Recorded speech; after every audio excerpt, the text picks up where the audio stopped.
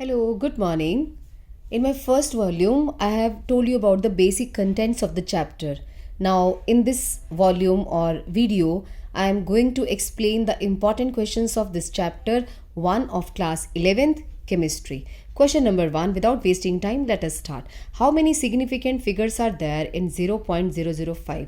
All the zeros which are in the beginning or before non-zero digits, they are not significant. तो इसमें significant figure 1 होगा, इसमें 1 2 3, इसमें 1 2 3 4 5 होगा, और इसमें 1 2 3 4, और इसमें when ever any number ends in zero में एंड हो रहा है, दिस कैन बी सिग्निफिकेंट और not. So here the significant figures can be 3 4 और 5. मैंने अपनी प्रीवियस वीडियो में एक्सप्लेन किया हुआ है, आप उसे देख सकते हैं. पाई में कितने हैं? इन्फिनिटी. वाई सो पाई की अगर वैल्यू को आप सॉल्व करो तो मुझे लगता है ये कभी भी एंड नहीं होती है. Round up the following up to 3 significant figure. Next question है कि इनको 3 सिग्निफिकेंट फिगर्स तक हमें लिखना है. 34.216 है, यहाँ तक लिखना है. अब हमें लिखते वक्त इस बात का ध्यान रखना है कि अगला नंबर अगर 5 से ज़्यादा है तो पीछे हम ऐड कर देंगे 34.2 एंड दिस इज़ 10.4, और ये वाली तो सिग्निफिकेंट है नहीं, हमें लेना है यहाँ तक 4 5 9 तक. अब 9 तक रखना है. अगले वाला नंबर क्या है? 7. ये 5 से ज़्यादा है तो 59 का 60 हो जाएगा. तो इसका आंसर है 0.0460, और इस वाले का 2808. इसमें 3 सिग्निफिकेंट फिगर कैसे रखेंगे? हमें रखना है 28 यहाँ तक, राइट. हमें लिखना चाहिए 281. फिर हमने ज़ीरो क्यों लिखा? क्योंकि अगर आपको किसी को 2808 कुछ देना हो तो राउंड अप करके 2810 बनेगा, 281 नहीं, क्योंकि यहाँ पे डेसिमल नहीं है, right. Define significant figures. Significant figure की definition: the total number of digits in a number including the last digit whose value is uncertain is called the significant figures. Next question, convert 175 pound to kilogram. आपको ये पता होना चाहिए कि 1 kilogram में pound कितने हैं या पाउंड में किलोग्राम कितने हैं. गिवन है 1 kilogram equal to 2.205 pound, right. तो आपको जिसको कन्वर्ट करना है, जैसे आपको 175 पाउंड को कन्वर्ट करना है किलोग्राम में, तो आप क्या करेंगे? इस रिलेशन को यूज़ करेंगे, ये वाला रिलेशन. इसको इस तरह से लिखेंगे कि पाउंड पाउंड कट जाए. तो हमने क्या किया? 1 किलोग्राम को ऊपर रखा, 2.205 पाउंड को नीचे रखा. पाउंड से पाउंड कट गया, बस जो भी आपका आंसर आएगा उसके आगे किलोग्राम लगा देना. Next question, a jug contains 2 litre of milk. Calculate volume of milk in cubic metre. तो आपको गिवन क्या होना चाहिए? ये 1 litre equal to 1000 centimetre cube. 1 centimetre cube 1 millilitre के इक्वल होता है, ये आपको पता होना चाहिए. And 1 metre equal to 100 centimetres. See, पहले मैंने लीटर को फिनिश करना है. मेरा काम क्या है इस क्वेश्चन में? कि लीटर को क्यूबिक मीटर में कन्वर्ट करना. पहले हमने क्या किया? लीटर को सेंटीमीटर क्यूब में कन्वर्ट किया. How? 2 litre into 1000 centimetre cube upon 1 litre. Litre से लीटर कैंसिल हो गया. अब हमको सेंटीमीटर भी ख़त्म करना है, तो हम क्या करेंगे? इस रिलेशन को यूज़ करेंगे. 1 metre into 1 metre into 1 metre upon 100 centimetre into 100 centimetre into 100 centimetre. Centimetre centimetre centimetre, 3 centimetre इससे कट गए. लीटर पहले कट गया था. अब कैलकुलेट करो, जो भी आंसर आएगा उसके आगे क्यूबिक मीटर लगा देना. तो ये तरीका होता है यूनिट को एक दूसरे में कन्वर्ट करने का. Law of conservation of mass. In all physical and chemical changes the total mass of reactant is equal to the total mass of products.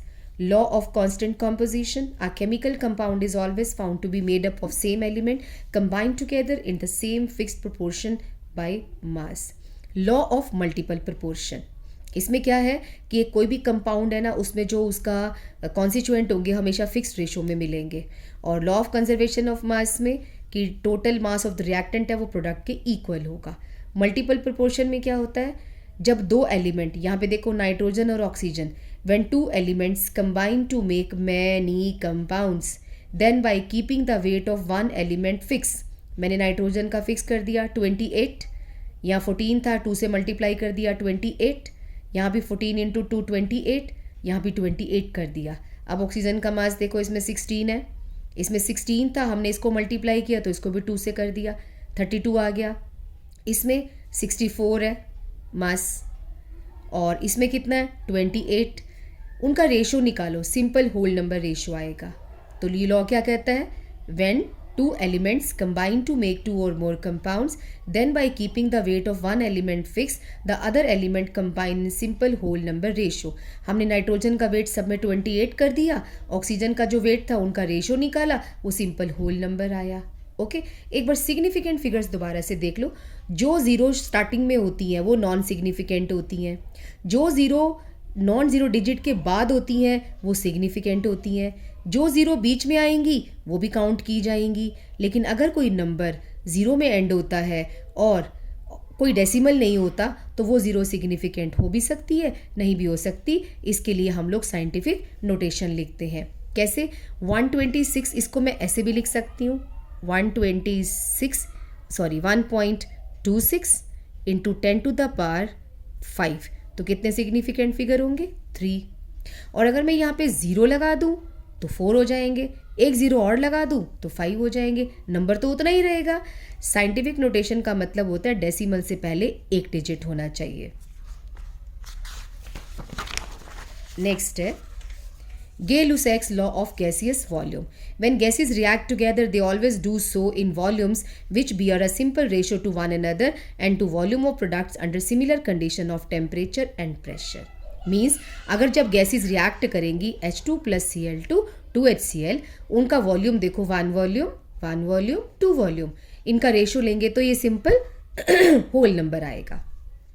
Define atomic mass unit 1 AMU. This is very important question. 1 AMU is equal to 1/12 of mass of an atom of carbon 12.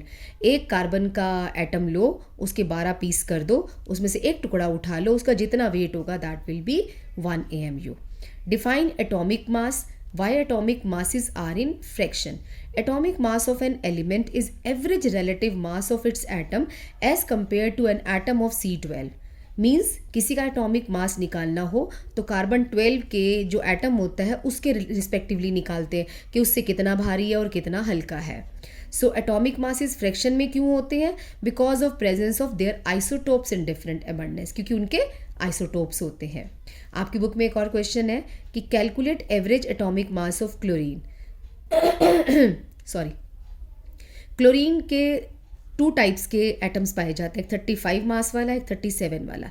जिसका मास 35 होता है उसकी percentage होती है 75.77% और 37 वाला 24.23% और इसका मास है 34.9689 और 37 वाले का मास है 36.9659. अब आप कहोगे 37 बोल रहे हो, उधर ये बोल रही है, करेक्ट है, ये हम एवरेज ले लेते हैं, मतलब 36.9 को हमने 37 ले लिया. अब इसका मास कैसे निकालेंगे? This into this plus this into this divided by 100 कर दो, इसको मोलर मास निकल आएगा. तभी तो हम क्लोरीन का मोलर मास 35.5 लेते हैं. ठीक है. Now define molecular mass. Calculate molecular mass of glucose. Molecular mass is the average relative mass of its molecules. Its as compare to an atom of carbon 12. Means एक molecule carbon 12 के मुकाबले में कितना heavy है, उसका मास कितना है, उसको हम मॉलिक्यूलर मास ले लेते हैं. अब हम ग्लूकोज का मोलर मास निकालते हैं. C6H12O6. एक कार्बन का मोलर मास होता है 12 और 6 का 6 इंटू 12 प्लस 12 इंटू 1 और ऑक्सीजन का होता है मोलर मास 16, तो 6 ऑक्सीजन का कितना होगा? 6 इंटू 16. सबको प्लस कर दो, आंसर आ जाएगा 180. जैसे कि यहाँ मैं वाटर का निकाल के दिखाती हूँ आपको. 2 इंटू 1, क्योंकि 2 हाइड्रोजन है और एक इसका मास होता है, प्लस ऑक्सीजन का 16, तो आंसर आ जाएगा 18. Define mole for ionic compound. A mole of ionic compound is the amount of substance which has mass equal to gram formula mass. Means gram formula mass का मतलब होता है जैसे कि हमने NaCl ले लिया, NaCl का सोडियम का होता है 23 और क्लोरीन का है 35.5, यह आ जाएगा 58.5 मोलर मास आ जाएगा. राइट. कुछ रिलेशंस दिए मैंने यहाँ पे. 1 मोल को 1 ग्राम एटम भी कहते हैं और एटॉमिक मास भी कहते हैं और 1 मोल में हमेशा 6.02 इंटू 10⁻23 एटम्स मिलेंगे. ये रिलेशन को हमेशा याद रखना. राइट. और अगर कोई गैसियस चीज़ हो तो उसका जो है 22.4 litre at STP of any gas is equal to 1 mole. Well, जितने भी क्वेश्चंस हम करेंगे उसमें आपको ये रिलेशन पता होना चाहिए. Number of moles is always equal to given mass upon molar mass. In other words, we can write down it like this. Number of moles को कैलकुलेट करना हो तो आप ये रिलेशन लगाओगे. ध्यान से आगे सुनो. एक मोल में यानी कि एन जो निकलेगा, अगर आपसे कोई पूछे इसमें पार्टिकल्स कितने हैं तो 1 मोल में हमेशा 6.02 इंटू 10⁻23 पार्टिकल्स होते हैं. Means atoms, molecules, ions, pens, compounds, anything. Now next question है, calculate the number of atoms in 53 gram of Na2CO3.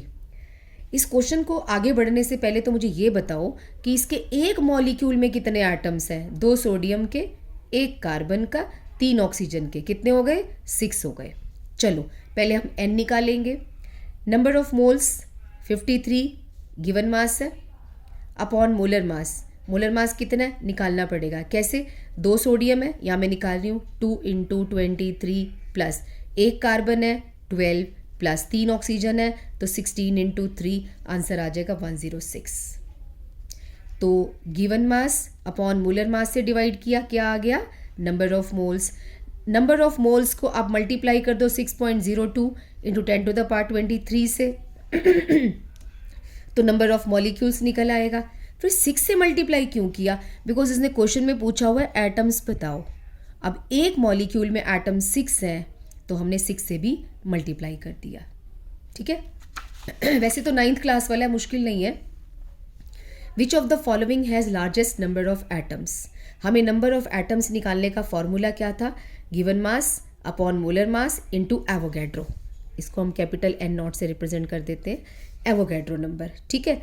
Gold का मोलर मास होता है 197, सोडियम का 23, लिथियम का 7 और क्लोरीन का 35.5 इंटू 2 यानी कि 71. अब देखो नंबर ऑफ एटम्स गोल्ड में कितने हैं. Given mass 1, molar mass 197 into Avogadro. Sodium के 1/23 इंटू N0, लिथियम के 1/7, इट्स नॉट 17, 7 इंटू N0 और इसका आ जाएगा 1/71 इंटू N0 इंटू 2 क्यों लगाया? बिकॉज एक फॉर्मूले में 2 एटम्स है तो इंटू 2 मल्टीप्लाई कर दिया. क्वेश्चन था which of the following has largest number of atom. हम सबको पता है जिसका डिनोमिनेटर स्मॉल होगा वही आंसर होगा. इसका डिनोमिनेटर स्मॉल है तो आंसर आ जाएगा lithium. So lithium has largest number of atoms. Next question, calculate the number of atoms in 52 moles of helium. हम सबको पता है 1 मोल में एवोगैड्रो होते हैं तो 52 में कितने होंगे? 52 इंटू एवोगैड्रो नंबर. 52 ग्राम है ये, ग्राम ऑफ हीलियम. तो गिवन मास 52 है, मोलर मास 4 है तो 52/4 आ जाएगा. और अगर ये U है जहाँ तक मेरा ख्याल है, क्योंकि सॉल्यूशन मैंने ऐसे किया हुआ है, U का मतलब होता है कि हमें एवोगैड्रो से मल्टीप्लाई नहीं करना. अगर यहाँ पे ग्राम लिखा होता तो हम एवोगैड्रो से मल्टीप्लाई करते. 52 U ऑफ हीलियम का मतलब है given mass upon molar mass only. इसमें होंगे 13 एटम्स टोटल. अगला है 52 gram of helium. Given mass upon molar mass. Molar mass कितना है हीलियम का? 4. 52/4 into Avogadro number. Define molarity and molality. Molarity capital M को कहते हैं. It is defined as the number of moles of solute dissolve in 1 litre of solution. 1 litre solution में जितने मोल solute के dissolve होते हैं उसे हम मोलैरिटी कहते हैं. Right. So mathematically molarity is given mass upon molar mass into 1000 upon volume. ये वॉल्यूम किसका है? सॉल्यूशन का सेंटीमीटर क्यूब में. स्मॉल cc आता है, ये कैपिटल नहीं होता. स्मॉल cc या मिलीलीटर में. Next molality. What is molality? छोटे m को मोलैलिटी कहते हैं. It is the defined as the number of moles of solute dissolve per kilogram of the solvent. 1 kilo solvent में जितने सोल्यूट के मोल्स खुले होते हैं उसे हम मोलैलिटी कहते हैं. फ़र्क क्या है दोनों में? उसमें सॉल्यूशन 1 लीटर होना चाहिए, इसमें सॉल्वेंट 1 किलो होना चाहिए. गिवन मास और अपॉन मोलर मास तो सेम रहेगा इन दोनों का. 1000 भी सेम है और V की जगह W आ जाएगा. इस कैपिटल ये स्मॉल w लिखते हैं नॉर्मली हम, और कैपिटल W का मतलब होता है वेट ऑफ सॉल्वेंट इन ग्राम. अगर 1000 हटा देंगे तो किलोग्राम में हो जाएगा. नेक्स्ट क्वेश्चन आता है कि दोनों में से प्रेफर किसको करेंगे, मोलैलिटी को। Why molality is preferred over molality, because molality is not affected by change in temperature. अगर मैं टेम्परेचर को बदल दूं तो सॉल्यूशन की मोलैलिटी बदलती नहीं है, बट मोलैलिटी बदल जाती है। कैसे? मैं अगर टेम्परेचर बढ़ाऊंगी, आपको पता है वॉल्यूम बढ़ता है तो मोलैलिटी डिक्रीज होएगी, बट यहाँ पे तो वॉल्यूम है ही नहीं, बिकॉज इसके फॉर्मूले में वेट है और वेट कभी बढ़ता घटता नहीं है टेम्परेचर के बढ़ाने घटाने से। वेल, मोलैरिटी का एक और फॉर्मूला है, percentage into 10 into density upon molar mass of solute. ये फॉर्मूला अचानक से क्यों दिया? बिकॉज आपकी बुक में 2-3 क्वेश्चन है जिसमें परसेंटेज और डेंसिटी दे रखी है, तो हमने डायरेक्ट फॉर्मूला लगा देंगे। What is the mole fraction of ए?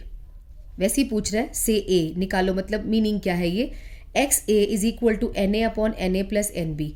जिसका मोल फ्रैक्शन कैलकुलेट करना हो, अब ए का करना था, उसके नंबर ऑफ मोल्स ऊपर आएंगे, divided by total number of moles कर दो तो आपका मोल फ्रैक्शन निकल आएगा। और अगर आपसे कोई पूछे बी का निकाल दो तो आप कहना लो दोबारा निकालने की जरूरत नहीं है, एक्स ए प्लस एक्स बी हमेशा 1 के इक्वल होता है। नेक्स्ट क्वेश्चन है, calculate molarity of solution of ethanol in water in which the mole fraction of ethanol is 0.04। ये स्टैम्प आ गई थोड़ी सी, ये आपको दे रखा है इसकी मोल फ्रैक्शन। आपको पता है एक डायरेक्ट रिलेशन है मोल फ्रैक्शन का, mole fraction equal to molality upon molality plus 55.5, right. इसी फॉर्मूले में ये पुट कर दो, आप मोल फ्रैक्शन की जगह लिखेंगे 0.04 और मोलैलिटी की जगह आपको कैलकुलेट करना है ये, नीचे वाली मोलैलिटी को निगलेक्ट कर दो। क्यों? क्योंकि मोलैलिटी बहुत कम है, जिसका मोल फ्रैक्शन 0.04 है, सोचो कि उसकी मोलैलिटी कम होगी तो नीचे हम m जो है इसको निगलेक्ट कर सकते हैं, तो ये आ जाएगा 0.04 इंटू 55.5 इक्वल टू इसकी आपकी मोल फ्रैक्शन आ गया। ये डायरेक्ट फॉर्मूला आप यूज़ कर सकते हैं। Next is solution is prepared by adding 2 gram substance A to 18 gram of water. Calculate mass percentage of solute. Well, given mass upon total mass, यानी कि ये 2 ग्राम आपका किसका है, सब्सटेंस का, उसको ऊपर रखोगे, 18 ग्राम वाटर है, दोनों को प्लस कर दो, 2 प्लस 18 क्या होता है 20, 2/20 इंटू 100 आ जाएगा।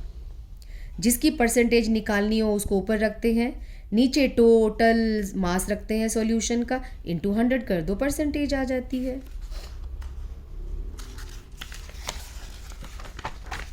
नेक्स्ट क्वेश्चन है, calculate the molarity of NaOH in solution if solution is prepared by dissolving its 4 gram in enough water to make 250 ml of solution. If you remember right now I have told you molarity का formula, given mass upon molar mass into 1000 upon V।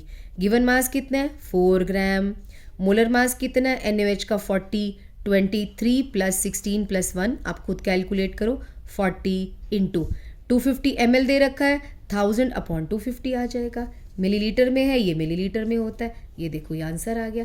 आपको बस formula लगाना है, nothing else.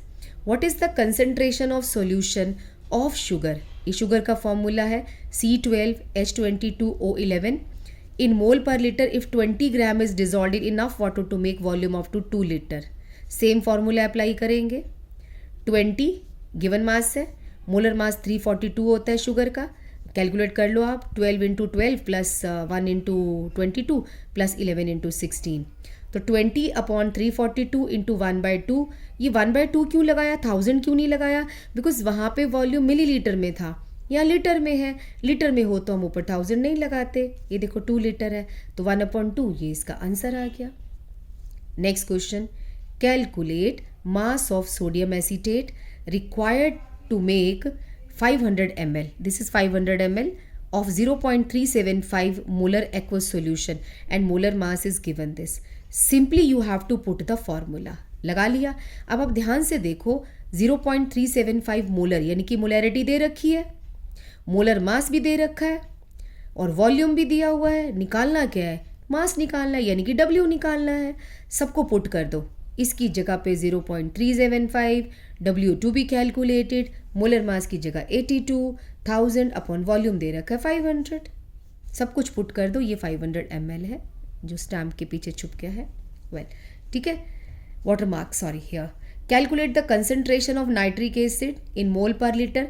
मोल per litre का मतलब है हमसे examiner पूछ रहा है कि मोलैरिटी निकालो, और जिसकी डेंसिटी है 1.41 ग्राम मोल per litre, gram per milliliter, sorry, and mass percentage is 69%. Right now I have told you in some numericals percentage and density is given. In that case you have to put the formula molarity equal to percentage यानी कि 69, D यानी कि density into 1.41, 10 it is in the formula. Molar mass nitric acid का होता है 63, ये देखो calculate किया हुआ है यहाँ पे। ओके तो इसमें ये वाला फॉर्मूला लग जाएगा, आप कैलकुलेटर से कैलकुलेट कर लो राइट नाउ अपने लिए। If the density of methanol is इतनी, what is its volume needed for making 2.5 litre of its 0.25 molar solution.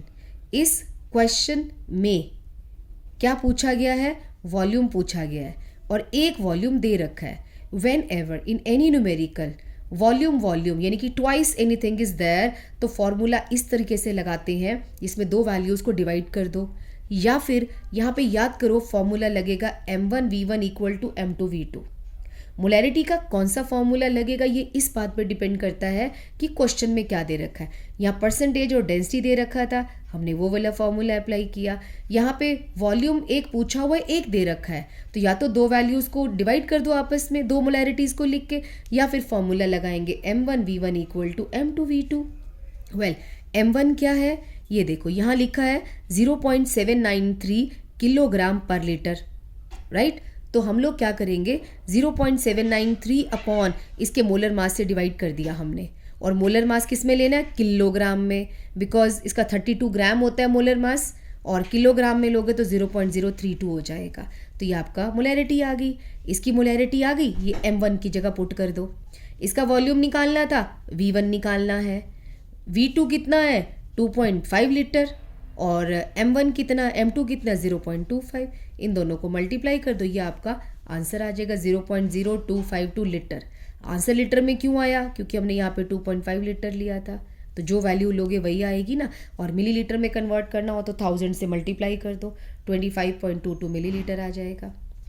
Okay next है stoichiometric solution. What is limiting reagent, ये बहुत इंपॉर्टेंट क्वेश्चन है आपके exams का। Limiting reagent is that which is consumed in a reaction mixture. Calculate amount of CO2 produced which is totally consume आएगा, totally which is totally consumed in the reaction mixture. Calculate the amount of CO2 produced in the following. 1 mole of carbon is burnt in air. Carbon plus O2 gives CO2. 1 mole जब carbon burn होता है air में तो 44 ग्राम CO2 मिलता है, answer आ गया। दूसरा 1 mole carbon is burned in 16 gram of oxygen. पहले हम लिखेंगे कि देखो दोनों का निकाल, 1 मोल कार्बन कितना देता है CO2 44, तो 16 ग्राम O2 के साथ कितना मिलेगा, हम लिखेंगे 32 ग्राम ऑक्सीजन प्रोड्यूसेस 44 ग्राम CO2, तो 16 ग्राम से कितना मिलेगा 11 ग्राम मिलेगा, ये आंसर आ जाएगा। ओके नेक्स्ट है जब 2 मोल कार्बन को हमने 16 ग्राम डाई ऑक्सीजन के साथ मिक्स किया तो कितना CO2 बनेगा, ये क्वेश्चन है। हम क्या करेंगे अलग अलग निकालेंगे, पहले हम कार्बन से निकालेंगे, फिर 16 ग्राम हाइड्रोजन का निकालेंगे, फिर देखेंगे दोनों में से कौन छोटा है। कैसे, यहाँ मैं निकाल रही हूँ। इस स्टेटमेंट के हिसाब से 1 मोल कार्बन प्रोड्यूसेस 44 ग्राम CO2, तो 2 मोल कार्बन से कितना मिलेगा 44 इंटू 2 यानी कि 88 ग्राम मिलेगा, राइट। और अगला क्वेश्चन है, ये हम लिख के रख लो कि कार्बन तो इतना देगा, अब 16 ग्राम से निकालो। 16 ग्राम का निकालने के लिए फिर इस इक्वेशन पे जाना पड़ेगा कि 32 ग्राम ऑक्सीजन प्रोड्यूसेस 44 ग्राम CO2, तो 16 ग्राम से कितना मिलेगा 44 अपॉन 32 इंटू 16, तो आंसर आ जाएगा 22 ग्राम। अब दोनों में से देखो स्मॉलर कौन है, 88 है कि 22 है, 22, तो इस क्वेश्चन का आंसर है 22 ग्राम। याद रखना जब किसी भी रिएक्शन में दो रिएक्टेंट अलग अलग अमाउंट दे रखा हो, दो रिएक्टेंट का दे रखा हो, तो आप अकेले अकेले का निकालेंगे, पहले कार्बन से निकालेंगे फिर ऑक्सीजन से निकालेंगे, फिर देखेंगे किसका स्मॉलर है, जिसका स्मॉलर होगा वही आंसर होगा। इसी के साथ एक और क्वेश्चन पूछा जाता है एग्जाम में, अच्छा बताओ दोनों में से लिमिटिंग रीजेंट कौन है। लिमिटिंग रीजेंट भी वही होएगा जिसका कम बन रहा था। 22 ग्राम किसका बन रहा है? ऑक्सीजन का। इसका मतलब लिमिटिंग रीजेंट ऑक्सीजन है। जिसका ज़्यादा बनता है वो लिमिटिंग रीजेंट नहीं होता। तो इसका आंसर है लिमिटिंग रीजेंट है आपका ऑक्सीजन और अमाउंट है 22 ग्राम। नेक्स्ट, 10 वॉल्यूम हाइड्रोजन को रिएक्ट किया 5 वॉल्यूम ऑक्सीजन से, तो वाटर कितना प्रोड्यूस होगा? पहले तो इसकी इक्वेशन देखो। इस इक्वेशन में इसका 2 वॉल्यूम, इसका 1 वॉल्यूम, तो इसका 2 वॉल्यूम पैदा होता है। तो अगर इसका 10 लिया है, इसका 5 लिया है, तो आंसर 10 वॉल्यूम ही आएगा। वो रिएक्शन से देख के पता लगाते हैं, इसको स्टोइचियोमेट्री कहते हैं। Next question, N2 plus 3H2 gives 2NH3। इसका 28 ग्राम है क्योंकि 14 प्लस 14, और H2 का 6 ग्राम, 3 इंटू 2 6 हाइड्रोजन है यहाँ पे, और 34 ग्राम अमोनिया प्रोड्यूस होता है। पहला क्वेश्चन है, calculate the amount of ammonia produced when 2 into 10 to the power 3 gram nitrogen reacts with 1 into 10 to the power 3 gram hydrogen. याद है, भी मैंने पीछे बताया था, दोनों का दे रखा हो तो क्या करेंगे? पहले आप इससे निकालेंगे अमोनिया कितना बनेगा, फिर आप हाइड्रोजन का निकालेंगे। How? 28 gram nitrogen produces 34 gram ammonia, तो इतने से कितना मिलेगा? ये देखो, हमने आंसर निकाल लिया। फिर हमने हाइड्रोजन का निकाला तो उससे इतना आया। दोनों में से स्मॉलर कौन था? जो स्मॉलर है उसी का हम मान लेते हैं, राइट। ये 17,000/7 आ रहा है, ये 17,000/3 आ रहा है, तो दोनों में से छोटा कौन होगा? ऑफ कोर्स जिसका नीचे 7 है। तो लिमिटिंग रीजेंट कौन हुआ? नाइट्रोजन। यही आंसर है और यही नाइट्रोजन लिमिटिंग रीजेंट है। फिर अगला सवाल उसने पूछा है कि कितना बच जाएगा हाइड्रोजन। लिमिटिंग रीजेंट जो होता है नाइट्रोजन है, वो तो पूरा खत्म हो गया, हाइड्रोजन कितना बचेगा? फिर हम क्या करते हैं, उल्टा चलते हैं। क्या? 28 ग्राम नाइट्रोजन रिएक्ट करता है 6 ग्राम हाइड्रोजन से, तो 2000 ग्राम जो नाइट्रोजन है वो कितने से रिएक्ट करेगा? 6/28 इंटू 2000, इतने ग्राम हाइड्रोजन आ जाएगा, राइट। हम ऐसे निकाल सकते हैं लिमिटिंग रीजेंट। टोटल हाइड्रोजन हमने लिया था 1000 ग्राम, जिसमें रिएक्शन होगी 428.5 ग्राम की, तो इतना बच जाएगा, राइट। तो हम क्या करते हैं, इस तरह के क्वेश्चन में पहले हम नाइट्रोजन का निकालेंगे कितना अमोनिया बनाएगा, और फिर हाइड्रोजन का निकालेंगे गिवन वैल्यू से। दोनों में से जो छोटा होगा वही आंसर होगा और उसी का ही लिमिटिंग रीजेंट होगा। ओके, नेक्स्ट क्वेश्चन है, 1 pascal equal to 1 newton per square metre. तो मास ऑफ एयर है 1034 gram per centimetre square at sea level, और कैलकुलेट प्रेशर इन पास्कल। हमें प्रेशर निकालना है। प्रेशर का फॉर्मूला होता है वेट अपॉन एरिया, और वेट का फॉर्मूला होता है mass into acceleration upon area. Mass कितना है? 1034 ग्राम। एरिया कितना है? 1 सेंटीमीटर स्क्वायर। और ए कितना होता है acceleration due to gravity? 9.8 into metre per second square. Okay, अब हमें करना क्या है, सबसे पहले 100 इंटू 100 सेंटीमीटर स्क्वायर लगा के ना हमें सेंटीमीटर को ख़त्म करना है। ये सेंटीमीटर है ना, इसको ख़त्म करना है हमको, ठीक है। तो क्या करेंगे, 2 बार सेंटीमीटर ऊपर लिखेंगे, 100 centimetre into 100 centimetre upon metre square. इसको हमने इकट्ठा कर दिया तो सेंटीमीटर सेंटीमीटर कट गया। अब आप क्या करो, इस ग्राम को किलोग्राम में बदलो। ये यहाँ पे ग्राम है ना, 1034 ग्राम, तो 1 किलोग्राम अपॉन 1000 ग्राम कर दो, तो ग्राम से ग्राम कट जाएगा। अब क्या होता है कि जो भी बचा ना उसको लिखो आप, 1034 इंटू 9.8 इंटू ये क्या हो गया 10 की पावर 4, और एक काट दिया तो आपका 10 बच जाएगा खाली। ये यूनिट्स आ गए, तो 100 upon 1 kilogram metre per second square, 1 pascal upon 1 newton per square metre. यहाँ पे यूज़ क्या किया गया है कि 1 pascal was equal to 1 newton per square metre, और 1 newton was equal to kilogram metre per second square. इसको हमने यूज़ किया न्यूटन को ख़त्म करने के लिए और फिर पास्कल को फिनिश करने के लिए। किया क्या है हमने, ग्राम को किलोग्राम में बदला है। दोबारा से देखो, ग्राम को किलोग्राम में बदला गया है, सेंटीमीटर को मीटर में बदला गया है, और किलोग्राम मीटर पर सेकंड स्क्वायर को न्यूटन में बदला है, और न्यूटन पर स्क्वायर मीटर को हमने पास्कल में बदल दिया है। ये सारे यूनिट्स की कन्वर्जन हुई है, कुछ नहीं किया हमने, सिर्फ यूनिट्स में कन्वर्ट किया। आप अपने आप कॉपी से नोटबुक पे करके देखो, आपको समझ आ जाएगा। What is SI unit of mass, define it. SI unit of mass क्या है? किलोग्राम।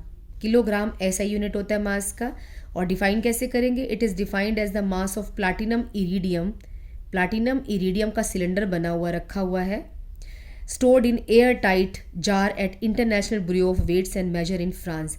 फ्रांस में प्लाटिनम और इरिडियम का एक सिलेंडर रखा हुआ है, उसका जितना मास है ना उसको हम 1 किलोग्राम कह देते हैं, right. A unit is defined as standard of reference chosen to measure any physical quantity. Unit क्या होता है? ये कोई भी स्टैंडर्ड है, ये रेफरेंस स्टैंडर्ड ऑफ रेफरेंस है जिसको हम चूज करते हैं to measure any physical quantity. Next is empirical formula. Empirical formula of the compound is the chemical formula which expresses the simplest whole number ratio of the atoms of various elements present in one molecule of compound. What does it mean? Suppose benzene का molecular formula C6H6 है, इसे कहेंगे molecular formula, क्योंकि molecular formula का मतलब होता है correct number of atoms, 6 carbon 6 hydrogen मिलके बेंजीन बनाते हैं। और empirical formula का मतलब होता है इसका रेशो, यानी कि C1H1, इसको हम एम्पिरिकल फार्मूला कहते हैं। तो एम्पिरिकल फार्मूला क्या रिप्रेजेंट करता है? Simplest whole number ratio of atoms of various elements in a molecule. Well, और मॉलिक्यूलर फार्मूला होता क्या है? अब अगर मैं यहाँ पे लिखूँ molecular formula in case of benzene 6 into empirical formula, true, because molecular formula C1H1 C6H6 है और एम्पिरिकल फार्मूला C1H1 है, इसको 6 से मल्टीप्लाई करो, यही आ जाएगा। इस 6 को हम कह देते हैं n फैक्टर, राइट। नेक्स्ट,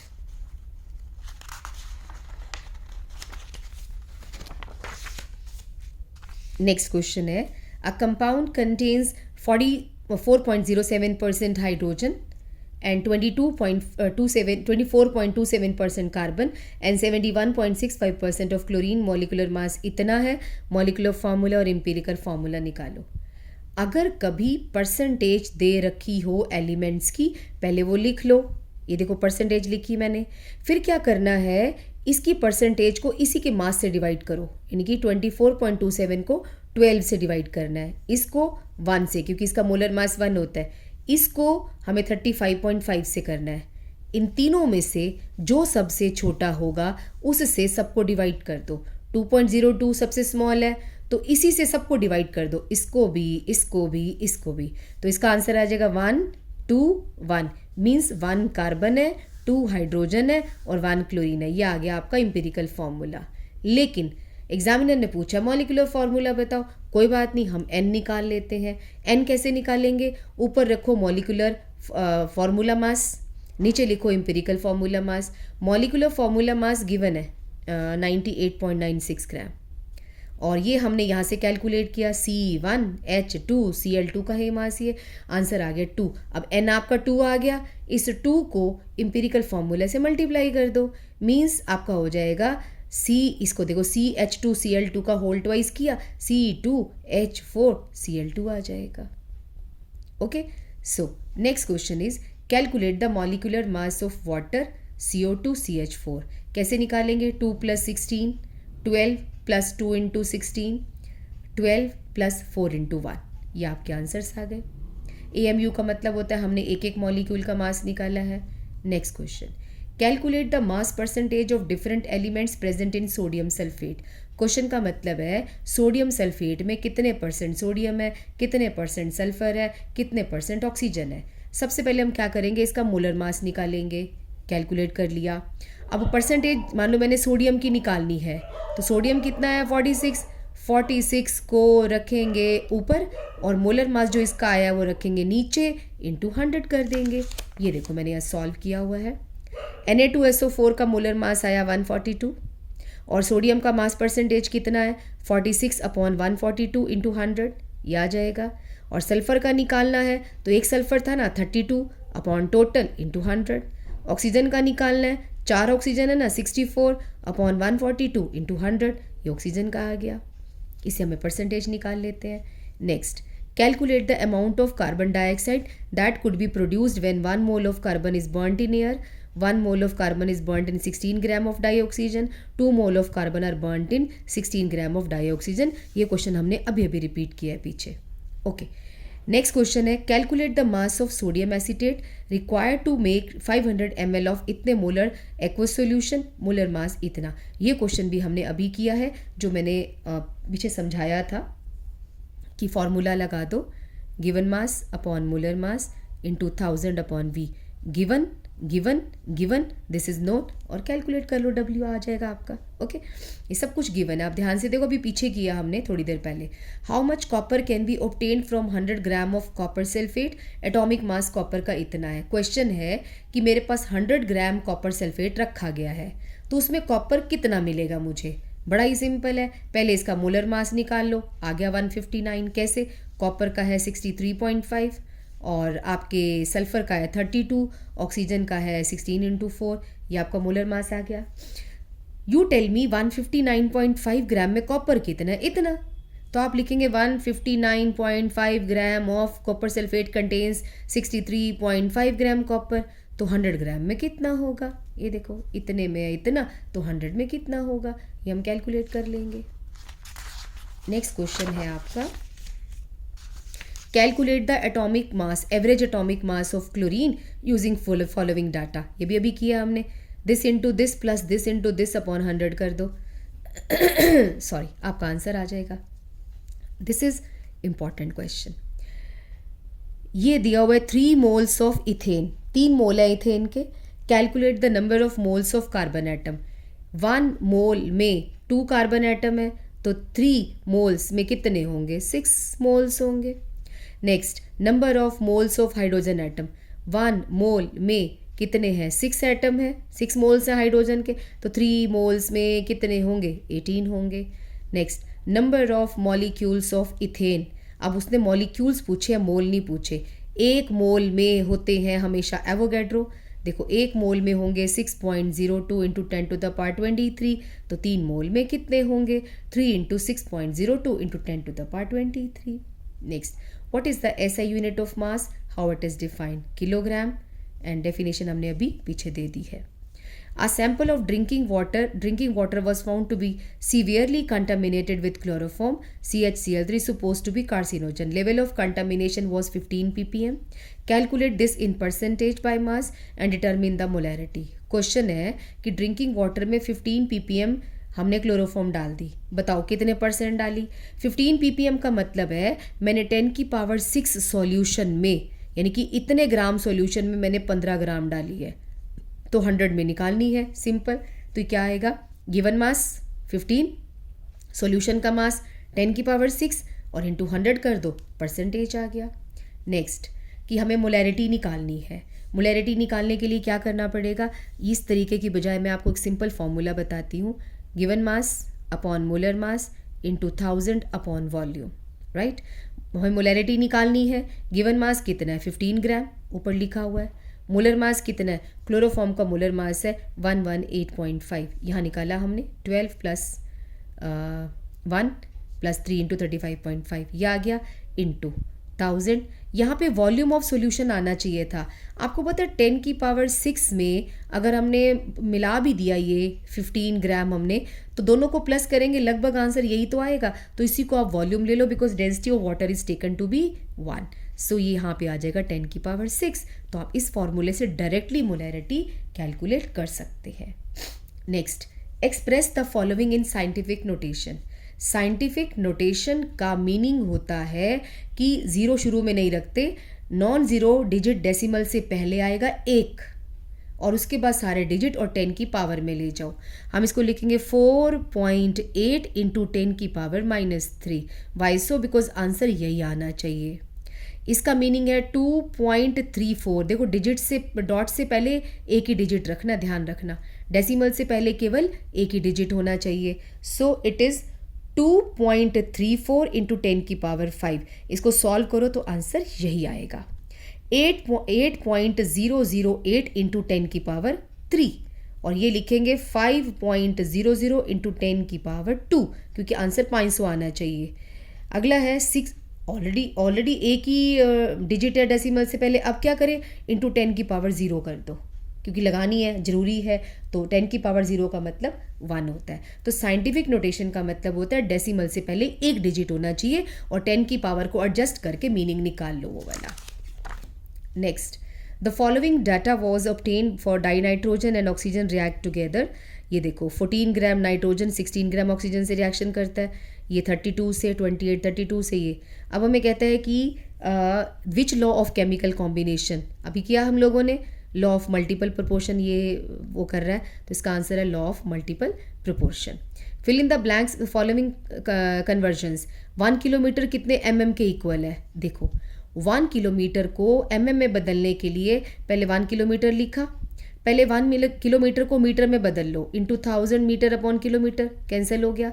अब मीटर को सेंटीमीटर में बदलो, 100/1, मीटर से मीटर कैंसिल हो गया, ये पहले हो गया था, सेंटीमीटर बच गया।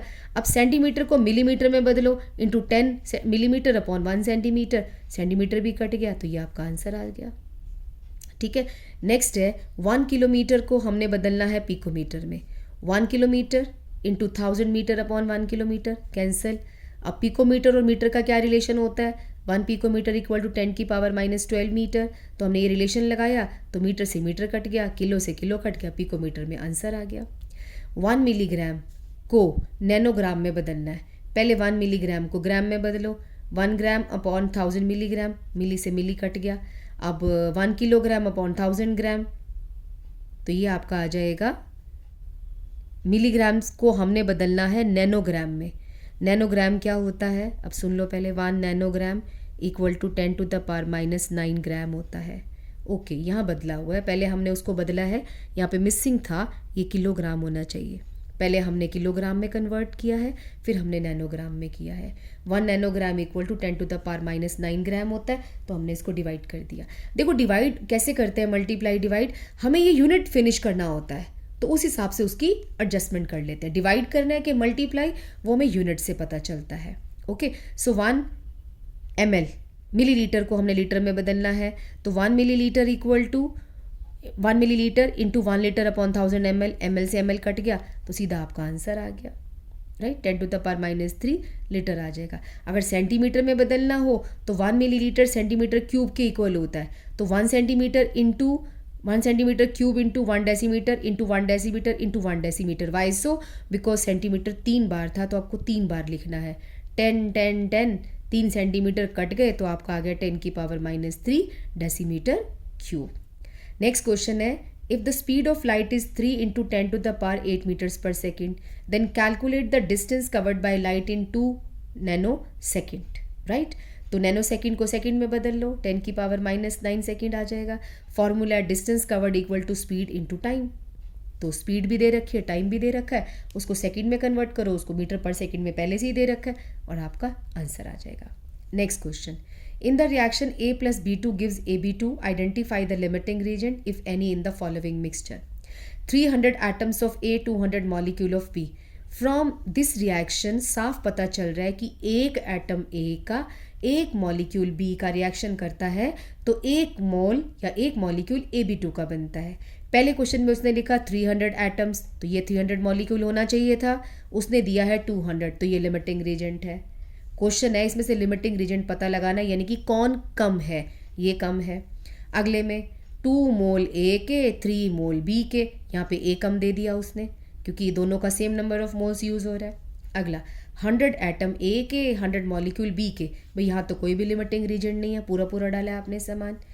5 मोल A के 2.5 मोल B के लेने हैं हमको, तो ये कम है, तो ये लिमिटिंग रीजेंट है इस वाले में। जो कम होता है या जो पूरा यूज़ हो जाता है उसी को हम लिमिटिंग रीजेंट कहते हैं, राइट। नेक्स्ट 10 वॉल्यूम, ये भी क्वेश्चन आ चुका है 10 वॉल्यूम वाला। Convert the following into basic units. 28.7 picometre को मीटर में बदलना है, तो आपको रिलेशन पता होना चाहिए। 1 picometre equal to 10⁻⁻12 metre, pico से पिको कट जाएगा, मीटर में आंसर आ जाएगा। म्यू क्या होता है? 10⁻⁻6, तो 10⁻⁻6 से आप मल्टीप्लाई कर दो, म्यू से म्यू कट जाएगा, ये आपका बच जाएगा, ठीक है। ऐसे ही मिलीग्राम को किलोग्राम में बदलना है, तो आपको रिलेशन पता होना चाहिए क्या, कि 1 ग्राम इक्वल टू 1000 मिलीग्राम, या पहले लिख सकते हैं 1 किलोग्राम इक्वल टू 1000 ग्राम। ये दो रिलेशन आपको पता होने चाहिए, इसको यूज़ करो। पहले मिलीग्राम से मिलीग्राम को काटो, फिर इससे ग्राम काट दो, तो किलोग्राम आ जाएगा आपका आंसर।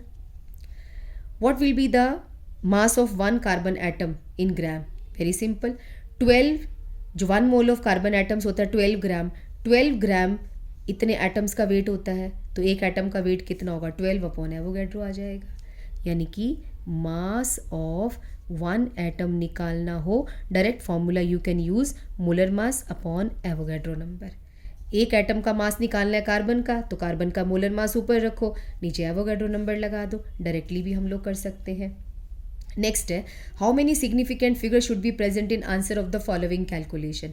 जब हम मल्टीप्लाई करते हैं तो जो आंसर होता है उसमें उतने सिग्निफिकेंट फिगर होने चाहिए जितने कि इन सब में से कम होंगे।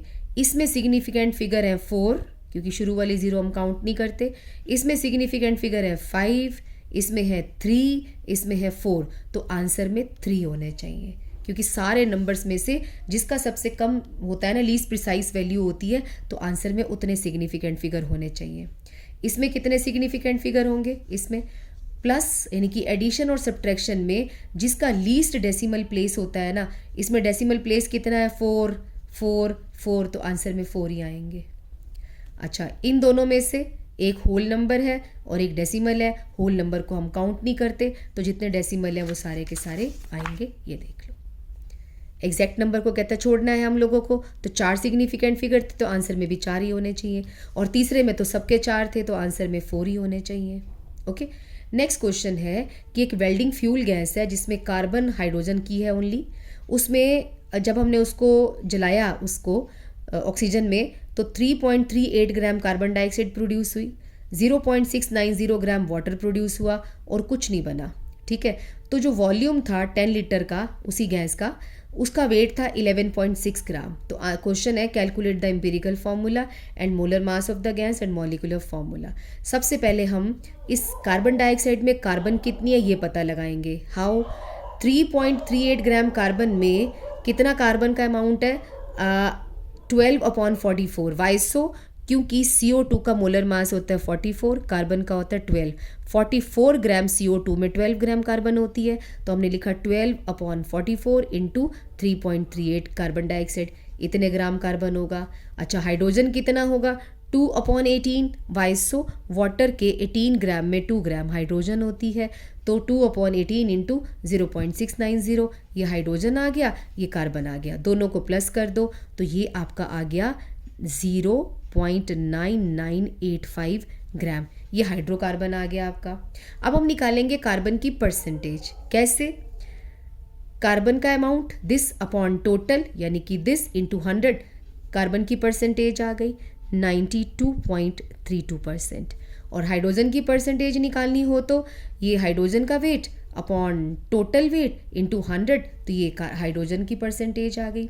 अब हम क्या करेंगे, यहाँ पे पहले परसेंटेज लिखेंगे, 92.32%, 7.68%, दोनों को अपने अपने मोलर मास से डिवाइड कर दो। 92 इसको किया 12 से डिवाइड, इसको किया 1 से डिवाइड, ये देखो आंसर आ गया 7 दोनों का बाय चांस सेम आ रहा है, तो 7.69 से ही दोनों को डिवाइड कर दो, 1 1 आ गया, तो इम्पेरिकल फार्मूला आ गया C1H1। ओके, अब मॉलिक्यूलर फार्मूला कैसे निकालेंगे। एक हमें हिंट दिया हुआ है कि 10 लीटर जो गैस है ना वो इतने ग्राम के इक्वल है। अगर हम ये पता लगा लें 22.4 लीटर जितने बराबर होती है ना, आपको पता है 22.4 लीटर गैस हमेशा अपने 1 यानी कि मॉलिक्यूलर मास के इक्वल होती है ऑलवेज। तो 10 लीटर का मास है इतना, तो 22.4 का कितना होगा ये। अब हमें मोलर मास भी पता चल गया। अब हम क्या करेंगे, molar mass upon empirical formula mass, यानी कि CH का मास होता है 13, डिवाइड कर दो, n फैक्टर आ जाएगा, बस इस 2 को मल्टीप्लाई कर दो CH से, आंसर आ गया C2H2। Okay, this is how we have to calculate the molecular formula. Next question है हमारा, and both of these are very important. First है calcium carbonate reacts with aqueous HCl according to the reaction given है। Question है what mass of calcium carbonate is required to react completely with 25 ml of 0.75 molar HCl। Question है, पहले reaction देखो, देख ली। अब ये पूछा हुआ है कैल्शियम कार्बोनेट कितना ग्राम चाहिए किसके साथ रिएक्शन करने के लिए, ये नहीं दिया हुआ कितने ग्राम HCl है, घुमा के बोला जा रहा है 25 ml 0.75 मोलर HCl है। यानी कि पहले तो हम इसकी हेल्प से ये पता लगाएंगे कि HCl है कितने ग्राम। वो पता लगाने के लिए हम लोग एक फॉर्मूला लगाएंगे, डायरेक्ट फॉर्मूला यहाँ मैं बता देती हूँ, मैंने यूनिटरी मैथड से करा हुआ है। Given mass upon molar mass into 1000 upon V. देखो यहाँ पे 25 वी होगा और 0.75 मोलैरिटी होगी। गिवन मास हमको निकालना है, मोलर मास HCl का होता है 36.5। इस फॉर्मूले से आपका ये W निकल आएगा। मोलैरिटी की जगह ये पुट करोगे, मोलर मास 36.5 होता है, 1 + 35.5, वॉल्यूम दे रखा है 25 मिलीलीटर, तो आप W निकाल लेंगे। फिर क्या करेंगे, अब इस इक्वेशन को देखो ध्यान से। इस इक्वेशन में आपका जो कैल्शियम कार्बोनेट है इसका मोलर मास कितना है, कैलकुलेट करो, 100 आएगा, ठीक है। और इसका कितना है, यहाँ मैं लिख देती हूँ, ये 100 है, ये 2 × 36.5 आ जाएगा, यानी कि 73 आ जाएगा। और क्वेश्चन था कि इतने के साथ कितना रिएक्शन करेगा। According to equation 73 gram HCl को रिएक्शन करने के लिए कैल्शियम कार्बोनेट चाहिए 100 ग्राम। तो 0.6844 ये कहाँ से आया, ये यहाँ से आएगा फॉर्मूले से। 0.6844 ग्राम HCl को करने के लिए कितने ग्राम चाहिए, 0.938 ग्राम कैल्शियम कार्बोनेट चाहिए। सबसे पहले हम क्या करेंगे, इसकी हेल्प से मास निकालेंगे, कितना ग्राम चाहिए। तो W आया 0.68 ग्राम, राइट। और इस इक्वेशन के हिसाब से 73 ग्राम HCl को रिएक्शन के लिए चाहिए 100 ग्राम, तो इतने को कितना चाहिए वो कैलकुलेट कर लो आप। Next question, chlorine is prepared in laboratory by treating manganese dioxide with aqueous hydrochloric acid according to the reaction। ये रिएक्शन दे रखी है। इस रिएक्शन में पूछा हुआ है how many grams of HCl, ये कितने ग्राम चाहिए to react with 5 gram of manganese dioxide. Atomic mass manganese का 55 है। पहले तो आप इसका मोलर मास पता है आपको, 4 × 36.5। और मैंगनीज डाइऑक्साइड का मास कैसे निकालोगे, मैंगनीज का 55 दे रखा है प्लस 32, 82 हो गया। तो इस इक्वेशन के हिसाब से 5 ग्राम का निकालने के लिए ये 87 ग्राम आ गया इसका, और इसका कितना आया, हम लिखेंगे how many grams of this, 87 gram MnO2 requires 146 gram HCl। तो 5 ग्राम MnO2 को कितना चाहिए, 146 अपॉन 87 × 5। ये मेथड लगा दो, simple method, and you will get the answer. And these 2 questions are very important from the competition और your exam, CBSE exam point of view. And moreover एक empirical formula पे question आता है और एक average atomic mass निकालने वाला। Normally usually यही क्वेश्चन पूछे जाते हैं, एक 1 AMU की डेफिनेशन आती है। सो अगर आपको पूरा कंटेंट चाहिए तो मेरी फर्स्ट वॉल्यूम भी देख लेना, और अगर खाली आपको फाइनल एग्जाम में बैठना है CBSE के, तो आप खाली ये वाला वीडियो देखकर भी एग्जाम में जा सकते हो। सारे इंपॉर्टेंट क्वेश्चंस मैंने आपको करा दिए जो NCERT में टेक्स्ट थे और बैक एक्सरसाइज के थे। Okay, all the best. आप इस वीडियो को दोबारा देखो और सारे क्वेश्चंस अपने आप से सॉल्व करो। All the best.